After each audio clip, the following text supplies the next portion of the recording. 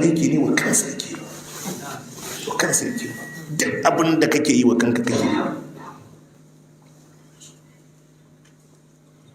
Wannan shine hisabi, a biya ka ayyukan alkhairinka ga sakamakonsu, a kuma zo a ajiye ma ayyukan sharrinka ga sakamakonsu. Sai a je mataki na biyu shine kisasi, shine farki rikici da ke tsakaninka da bayin Allah. Da a kirawa ne a ce ma ka gane shi, ce ka gane shi.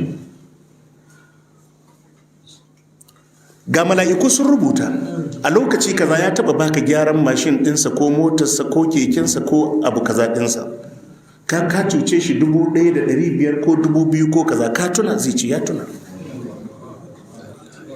Ce to kowane 1,000 ana biyanta da lada kaza ne, shine yawmut tagabun. Kasan shi Allah idan kai aikin tsiya farashinka faduwa yake yi.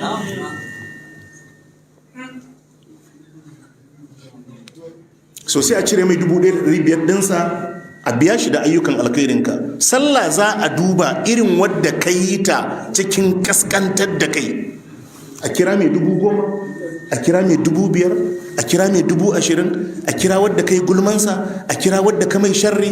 Duk wadda ke da hakki a kanka za a kira shi a biya. Annabi sallallahu alaihi wasallam ya ce idan ladanka ya ƙare babu, to kuma sai a fara balance da munanan ayyukansu. Wani za a ce to ga abin da ka ce a kansa,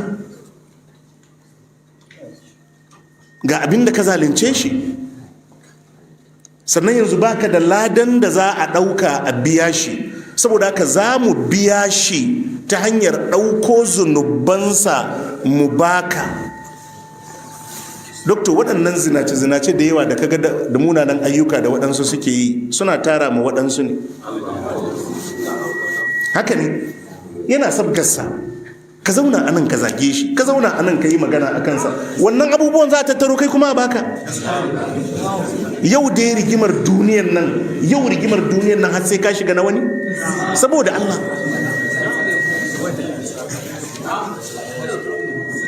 Akwai wani dattijo a angonmu, in ya ganka da rediyo da safe kana jin labaru, ya ce ni wallahi labarun gidana ma ya ishe ni, ba sai na ji na duniya ba.